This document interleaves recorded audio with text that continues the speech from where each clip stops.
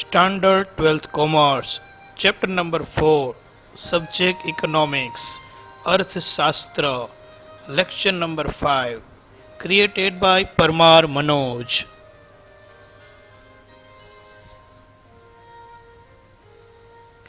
વિદ્યાર્થી મિત્રો, હવે સૌથી અગત્યનો પ્રશ્ન આપણે જોઈએ. મધ્યસ્થ બેંકનો અર્થ આપી તેના કાર્યો જણાવો. વિદ્યાર્થી મિત્રો, તમને આ પ્રશ્ન જુદી રીતે પણ પૂછાય. તમને એમ કહે આરબીઆઈના નાણાકીય કાર્યો જણાવો અને આરબીઆઈના બિન નાણાકીય કાર્યો, ત્રણ માર્કમાં પ્રશ્ન પૂછાય છે. આખો પ્રશ્ન પૂછાય તો 5 માર્કની અંદર પણ પૂછી શકે છે. તો પેલા મધ્યસ્થ બેંક એટલે શું એના વિશે ચર્ચા કરીએ. દુનિયાના દરેક દેશમાં એક મધ્યસ્થ બેંક હોય છે જે દેશની તમામ બેંકોની કામગીરીનું સંચાલન, મૂલ્યાંકન અને અંકુશની કામગીરી બજાવે છે. ઉપરાંત મધ્યસ્થ બેંક ગ્રાહકોના તથા પ્રજાના હક અને હિતની જાળવણી કરવાની કામગીરી પણ બજાવે છે. હવે મધ્યસ્થ બેંકની વ્યાખ્યા આરપી કેન્ટે આપી છે. તમે ગુજરાતીમાં ખાલી લખશો તોય ચાલશે, પણ ઇંગ્લિશ જો યાદ રહીએ તો ઇંગ્લિશમાં પણ ડેફિનેશન લખી શકાય છે, એટલે કે વ્યાખ્યા લખી શકાય છે. તો RP can't defines a central bank as the institution charged with the responsibility of managing the expansion and contraction of the volume of money in the interest of the general public welfare. એટલે કે RP કેન્ટના શબ્દોમાં મધ્યસ્થ bank એટલે એવી સંસ્થા કે જેને દેશના એટલે કે પ્રજાના સામાન્ય હિત માટે અર્થતંત્રમાં નાણાંના જથ્થાના એટલે કે નાણાંના પ્રમાણના વિસ્તરણ અને સંકોચનની જવાબદારી સોંપવામાં આવી હોય એ એટલે મધ્યસ્થ બેંક. ટૂંકમાં કહીએ તો નાણાંના પુરવઠા ઉપર અંકુશ રાખતી બેંક એટલે મધ્યસ્થ બેંક. કે નાણાંનું ક્યારે વિસ્તરણ કરવું એટલે કે વધારવું અને ક્યારે નાણું છે એનું સંકોચન કરવું એટલે કે ઘટાડવું, તો એની જવાબદારી જેને સોંપવામાં આવી હોય એ મધ્યસ્થ બેંક છે, આવું આરપી કેન્ટ કહે છે. આમ મધ્યસ્થ બેંક એટલે દેશની સર્વોચ્ચ બેંક જેનું મુખ્ય કાર્ય નાણાં બજાર અને બેન્કિંગ ક્ષેત્રને મદદ કરવાનું, તેનું નિયંત્રણ કરવાનું અને તેને પ્રોત્સાહન આપવાનું છે તથા દેશના આર્થિક હિત માટે નાણાકીય સ્થિરતા જાળવવાનું છે. સમગ્ર અર્થતંત્ર પર નાણાંના હેરફેરની અનેક અસરો થતી હોય છે જે દેશની આર્થિક વૃદ્ધિ તથા વિકાસને અસર પહોંચાડે છે. નાણાકીય વ્યવહારોના નિયંત્રણ તથા નાણાંના મૂલ્યની જાળવણીની જવાબદારી મધ્યસ્થ બેંક દ્વારા બજાવવામાં આવે છે. મધ્યસ્થ બેંક આમ કરવા માટે નાણાકીય નીતિ ઘડે છે. ટૂંકમાં મધ્યસ્થ બેંક અર્થતંત્રમાં આર્થિક સ્થિરતાની જવાબદારી સ્વીકારે છે. મધ્યસ્થ બેંક સરકારને પણ નાણાકીય સલાહ સૂચનો આપે છે, કારણ કે એ સરકારની જ બેંક છે એટલે સલાહ સૂચન આપવાનું કામ પણ તે કરે છે. હવે જોઈએ મધ્યસ્થ બેંક એટલે કે આપણી ભારતીય રિઝર્વ બેંક, એની સ્થાપના અને શરૂઆત ક્યારથી થઈ વગેરે. મોસ્ટ આઈએમપી છે આ પેરેગ્રાફ બંને, કારણ કે આમાંથી તમને વીએસક્યુ પૂછાય છે. જોઈએ, ભારતની મધ્યસ્થ બેંકનું નામ છે રિઝર્વ બેંક ઓફ ઇન્ડિયા. એટલે યાદ રાખજો, વીએસક્યુમાં પૂછાય કે ભારતની મધ્યસ્થ બેંકનું નામ શું છે, તો કે રિઝર્વ બેંક ઓફ ઇન્ડિયાના નામે એમને ઓળખવામાં આવે છે. આરબીઆઈ ટૂંકું નામ છે. 1934ની રિઝર્વ બેંક ઓફ ઇન્ડિયાના ધારા મુજબ આરબીઆઈ એટલે કે રિઝર્વ બેંક ઓફ ઇન્ડિયાની સ્થાપના 1 એપ્રિલ 1935માં થઈ હતી. યાદ રાખજો, આરબીઆઈની સ્થાપના થઈ છે 1935માં 1 એપ્રિલ. પણ તમને એમ કહે કે રિઝર્વ બેંક ઓફ ઇન્ડિયાનો ધારો ક્યારે અસ્તિત્વમાં આવ્યો, તો 1934. યાદ રાખો, પેલા કાયદો બન્યો હતો, ધારો એટલે કાયદો. 1934ની રિઝર્વ બેંક ઓફ ઇન્ડિયાની ધારા બરોબર મુજબ એટલે કે આ કાયદા મુજબ આરબીઆઈની સ્થાપના થઈ 1 એપ્રિલ 1935. 5 કરોડના ખાનગી મૂડીરોકાણથી આરબીઆઈ સ્થપાઈ હતી. 1935માં આપણે ખ્યાલ છે બ્રિટિશરોનું શાસન હતું, ત્યારે ખાનગી મૂડીરોકાણથી આ 5 કરોડના મૂડીરોકાણથી આરબીઆઈની સ્થાપના થઈ હતી. ત્યાર પછી આપણો દેશ આપને ખ્યાલ છે 1947માં આઝાદ થયો. એટલે આઝાદી પછી આપણી રાષ્ટ્રીય બેંક બની. ક્યારે? તો કે જાન્યુઆરી 1, 1949માં. 47માં આઝાદ થયો દેશ, પછી 1949માં એનું રાષ્ટ્રીયકરણ થયું. એટલે કે સરકારી બેંક તરીકે અસ્તિત્વમાં આવી. સરકારે પોતાના હસ્તક લઈ લીધી, એને રાષ્ટ્રીયકરણ કર્યું કહેવાય. તો જાન્યુઆરી 1, 1949માં આરબીઆઈનું રાષ્ટ્રીયકરણ કરવામાં આવ્યું છે. આરબીઆઈ દેશની સર્વોચ્ચ બેંક એટલે કે એપેક્સ બેંક છે. આ પણ યાદ રાખજો. સર્વોચ્ચ બેંકને ઇંગ્લિશમાં આપણા જે કાંઈ સિલેબસ છે એ મુજબ એપેક્સ બેંક કહેવાય છે. તો આરબીઆઈ દેશની સર્વોચ્ચ બેંક એપેક્સ બેંક છે, જે સમગ્ર બેન્કિંગ ક્ષેત્રની કામગીરી પર ધ્યાન રાખે છે, તેનું નિયંત્રણ કરે છે અને સાથે સાથે ભારતની નાણાકીય નીતિ પણ ઘડે છે. વિદ્યાર્થી મિત્રો, નાણાકીય નીતિ શું છે આના પછીના પ્રશ્નમાં આપણે ડીપમાં ચર્ચા કરશું જ. જોઈએ હવે રિઝર્વ બેંક ઓફ ઇન્ડિયાના કાર્યો. તો 2 કાર્યો છે, એક નાણાકીય અને એક બિન નાણાકીય. તો ભારતની સર્વોચ્ચ બેંક તરીકે આરબીઆઈ નીચેના કાર્યો કરે છે. એટલે આરબીઆઈના કાર્યો કે તોય આ લખવાનું, મધ્યસ્થ બેંકના કાર્યો કહે તોય આ લખવાનું, અને રિઝર્વ બેંક ઓફ ઇન્ડિયા એમ આખું નામ આપ્યું હોય અને એના કાર્યો પૂછાય તો આ જ લખવાનું છે. તો જોઈએ પહેલા આરબીઆઈની નાણાકીય જવાબદારીઓ અથવા તો આરબીઆઈના નાણાકીય કાર્યો. હા મિત્રો, જવાબદારીઓ પણ તમને પૂછી શકે છે, તો આપ આ જ લખવાનું છે. જવાબદારી ને કાર્ય બંને એક જ છે. અહીંયા સૂત્ર આપણે આપ્યું છે ચસ અંસાહુ. ચસ અંસાહુ. તો આવા નાના નાના 5 કાર્યો છે. પેલું કાર્ય છે ચલણ બહાર પાડવાનું કાર્ય.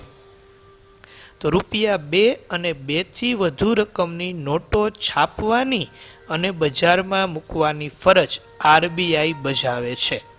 જ્યારે ચલણી સિક્કાઓ અને 1 રૂપિયાની કાગદી નોટ ભારત સરકારના નાણાં ખાતા દ્વારા બહાર પાડવામાં આવે છે, પરંતુ સરકારના એજન્ટ તરીકે આરબીઆઈ તેમની વહેંચણી કરવાની જવાબદારી નિભાવે જ છે.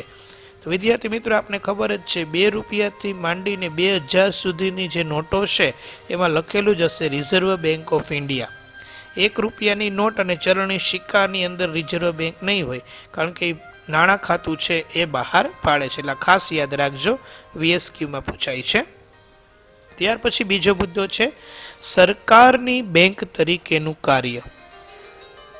આરબીઆઈ કેન્દ્ર સરકાર તથા રાજ્ય સરકારોની બેંક, તેમના નાણાકીય એજન્ટ તથા નાણાકીય સલાહકાર તરીકેની ફરજ બજાવે છે.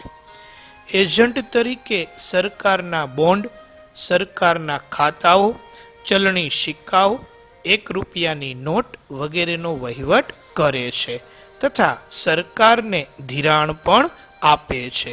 આમ સરકારની બેંક તરીકેનું કાર્ય આરબીઆઈ કરે છે. ત્યાર પછી છે બેંકોની બેંક અને બેંકોના અંતિમ સહાયક તરીકેનું કાર્ય. અહીં અંતિમનો અ સૂત્રમાં લીધો છે.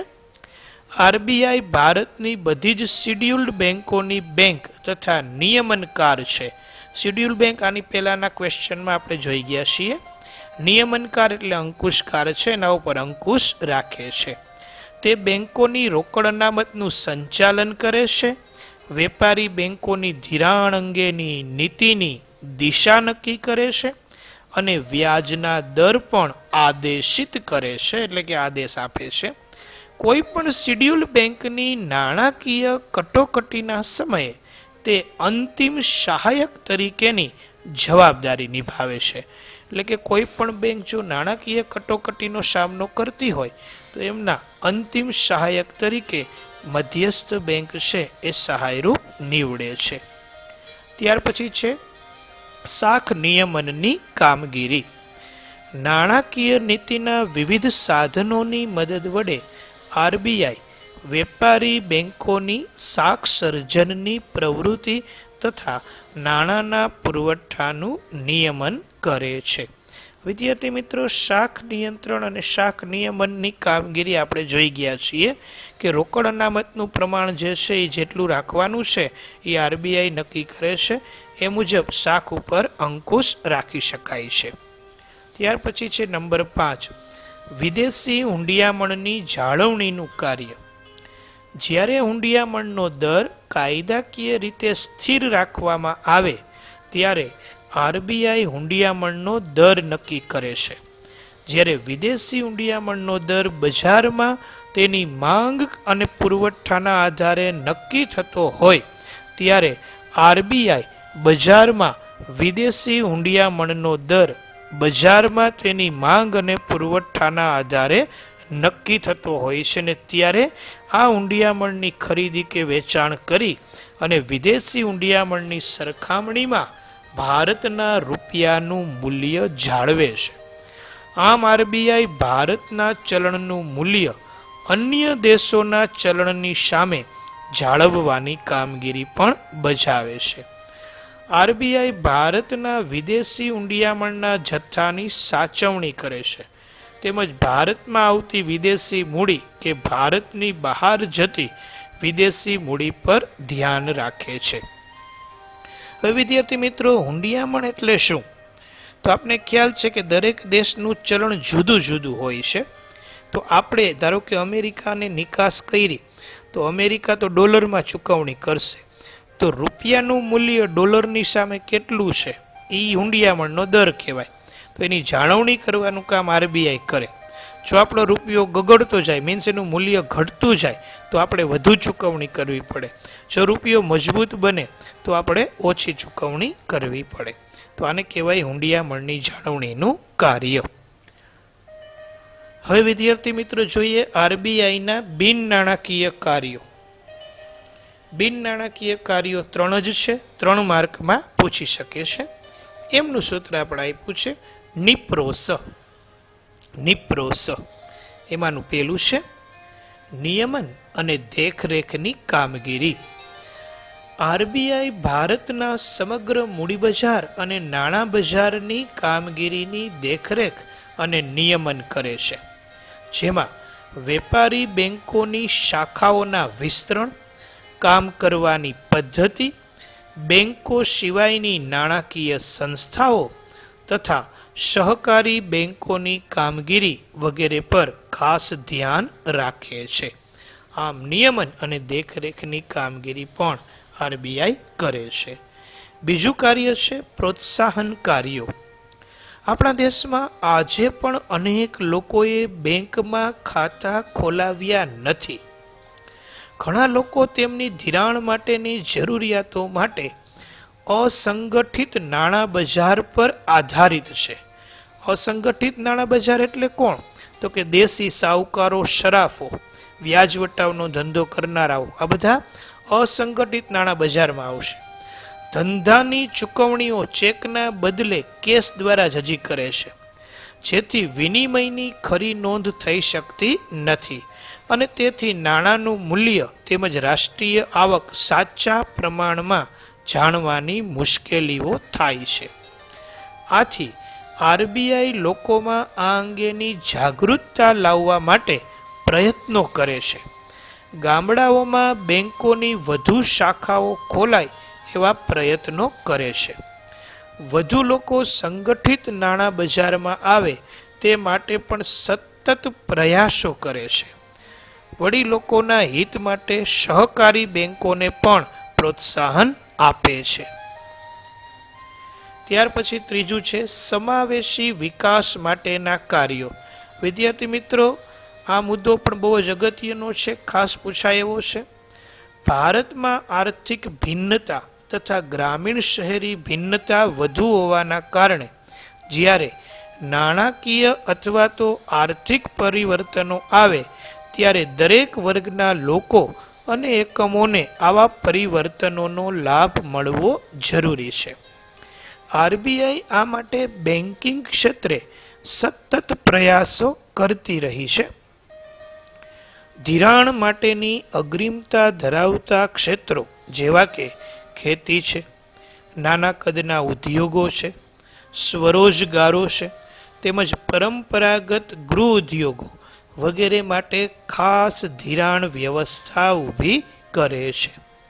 લોકોમાં બેન્કિંગ અને નાણાં વ્યવસ્થા વિશેની જાણકારી અને જાગૃતતા વધે તે માટેનો પ્રચાર પણ કરે છે. હાલના સમયમાં આપણે જોઈએ તો પ્રધાનમંત્રી જનધન યોજનાનું સંચાલન પણ આરબીઆઈ કરે છે. આ ખાસ યાદ રાખજો વિદ્યાર્થી મિત્રો, તમને વીએસક્યુમાં પૂછાય છે અથવા એમસીક્યુમાં કે પ્રધાનમંત્રી જનધન યોજનાનું સંચાલન કોણ કરે છે? તો આરબીઆઈ કરે છે, ખાસ યાદ રાખજો. વળી બેંકોના ગ્રાહકોના હિત અને હકની જાળવણી પણ કરે છે. બેન્કિંગ પ્રવૃત્તિઓના સુધારાઓ તથા સંશોધનને વેગ આપવા માટે આરબીઆઈ દરેક પ્રકારના નાણાકીય આંકડાઓ તથા નિષ્ણાંતોના લેખો પોતાની વેબસાઇટ ઉપર મૂકે છે, જે દરેક વ્યક્તિને વિના મૂલ્યે પ્રાપ્ત થઈ શકે છે. એટલે કે વેબસાઇટ ઉપરથી આ માહિતી મેળવી શકે છે. તો અહીં આ પ્રશ્ન પૂર્ણ થાય છે.